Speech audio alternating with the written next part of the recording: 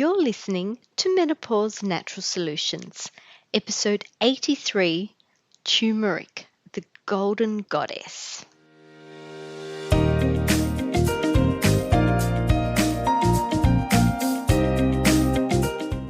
Welcome to Menopause Natural Solutions, your podcast for all things perimenopause, menopause and beyond. Stay tuned as your host, naturopath Jennifer Harrington, explains how to use natural therapies to find your ultimate health and happiness during your transition.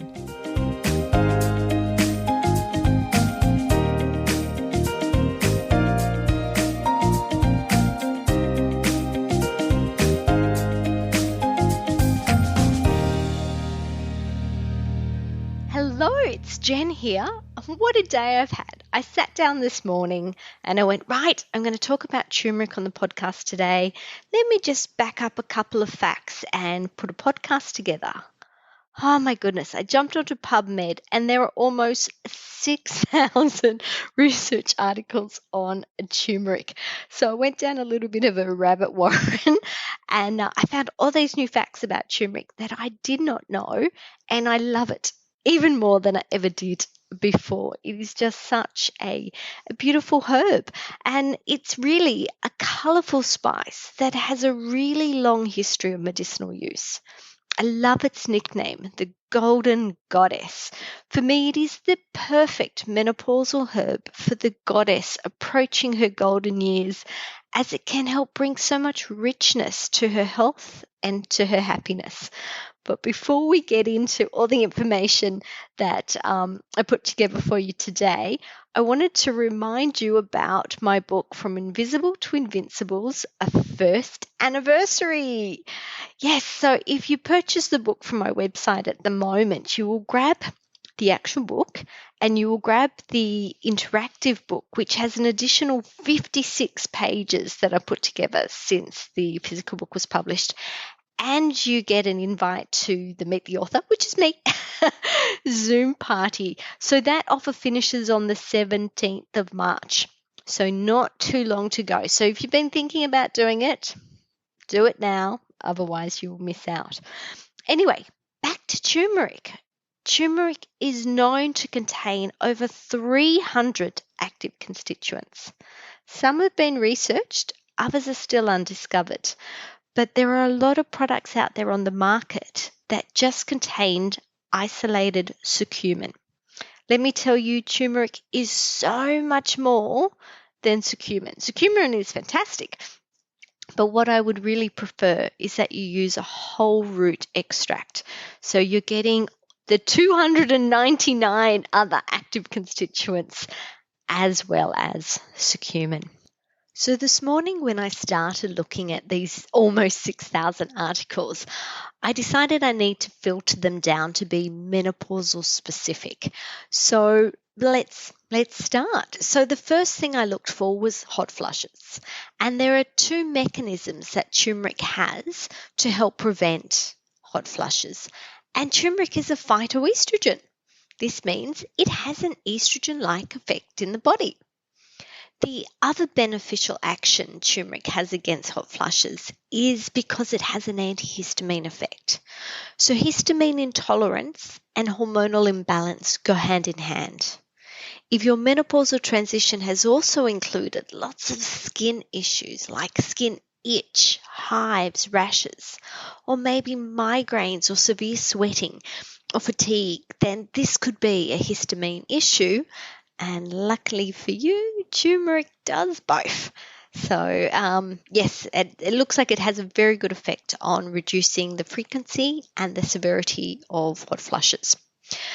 Another key menopausal issue that a lot of women complain about is weight, but particularly belly weight. So there are ingredients in turmeric that regulate fat metabolism and may reduce visceral, which is a dangerous fat that likes to accumulate around the middle at this stage of life. And it does this by increasing adiponectin levels that stimulate your metabolism and increase fat breakdown. Skin health. As an antioxidant, it may delay the visual signs of skin aging, and it can be used topically or orally. Bone health. A Korean study found bone loss caused by estrogen deficiency can be reduced by supplementing with turmeric due to its phytoestrogen activity. Heart health. One of the primary concerns of postmenopausal women is heart health, and rightfully so. It is our top killer. Turmeric has many benefits here. It is a blood thinner.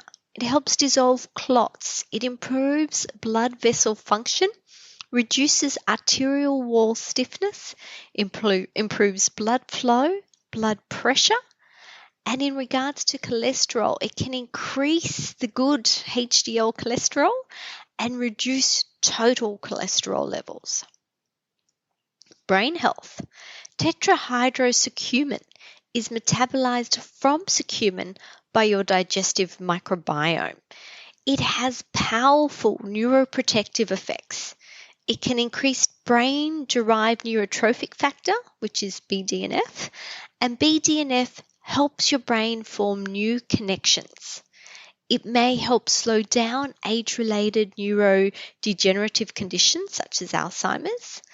There have been many studies focusing on Alzheimer's and turmeric, and it has been found to reduce amyloid plaque formation and protect against amyloid-induced toxicity.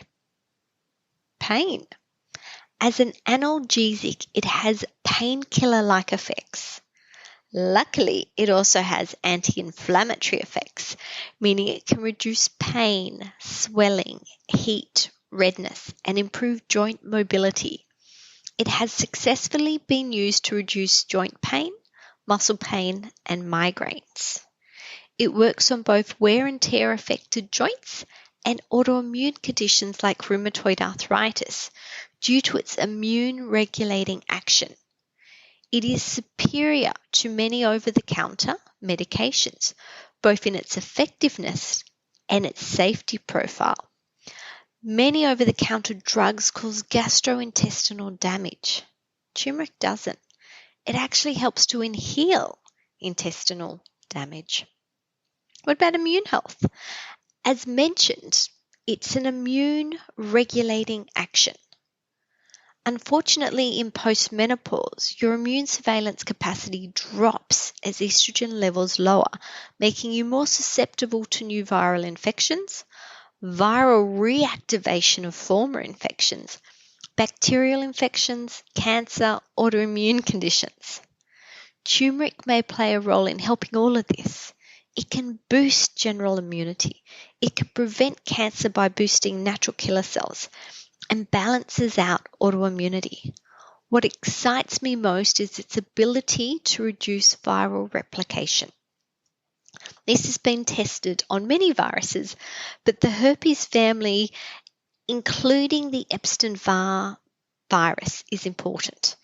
I often see confusion over whether symptoms are menopausal-based or viral-based, especially when there has been a previous Epstein-Barr virus infection.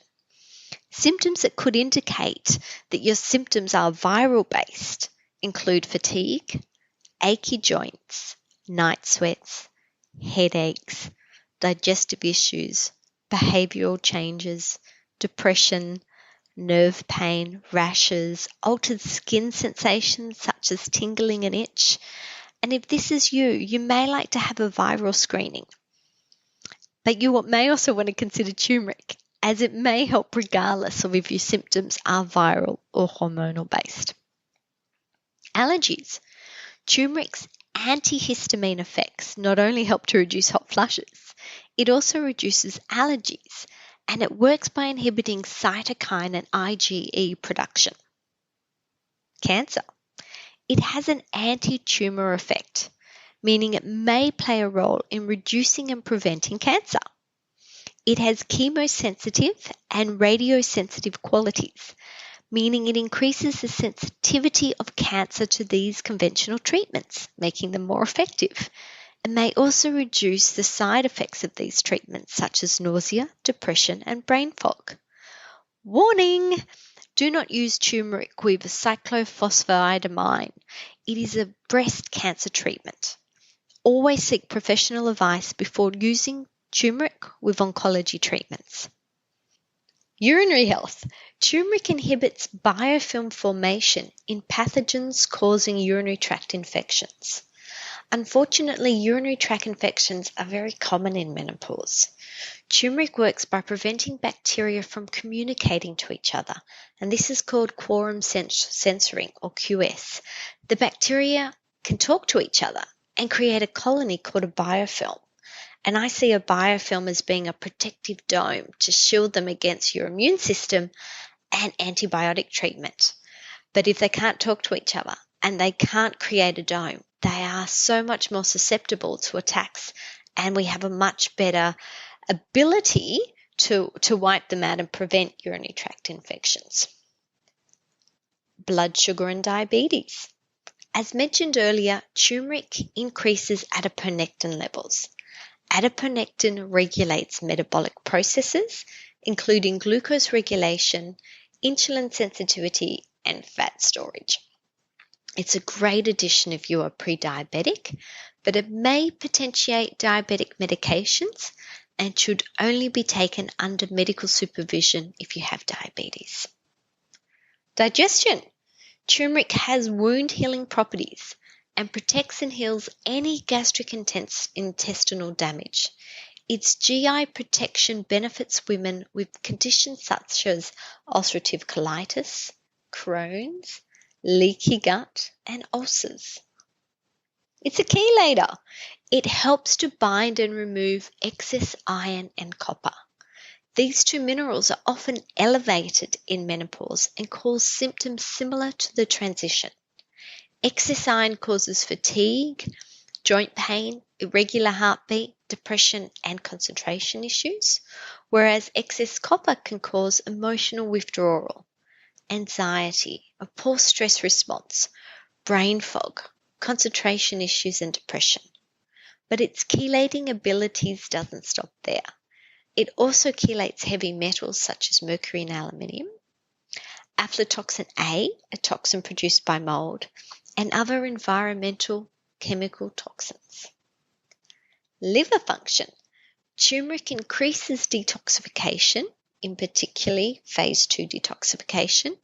It is hepatoprotective, meaning it protects the liver against the salts such as alcohol, and may play a role in regenerating and improving liver function.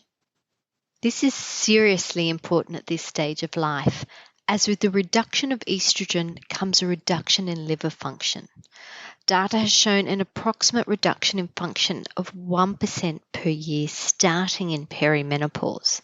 This includes a reduction in liver blood flow, overall function, and a reduction in the liver's ability to regenerate. So it is so important that turmeric can actually help to overcome that and to actually improve regeneration of the liver.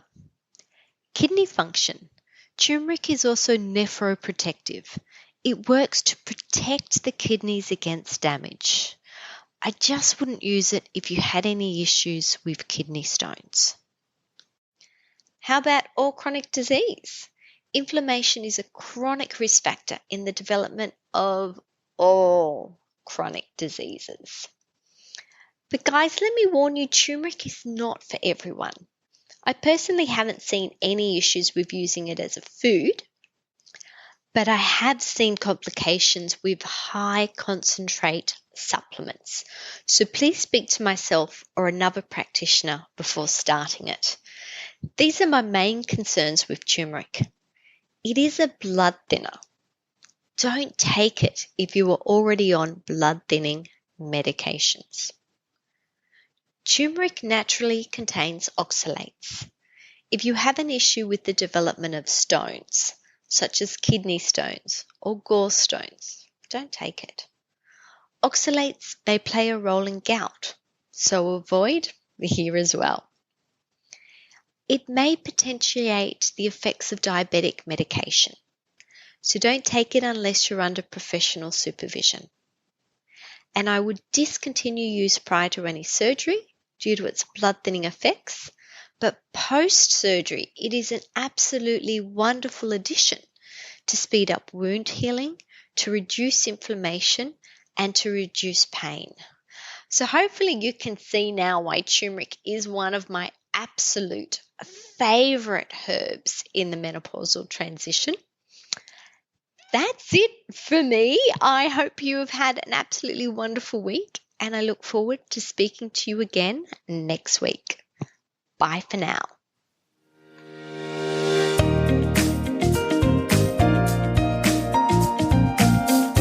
Thank you for listening to Menopause Natural Solutions.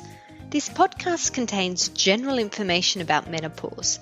It is provided as a guide and is not intended to replace medical advice. Opinions of guests are their own, and this podcast does not endorse or accept responsibility for statements made by guests. If you have enjoyed today's episode, please leave us a 5-star review.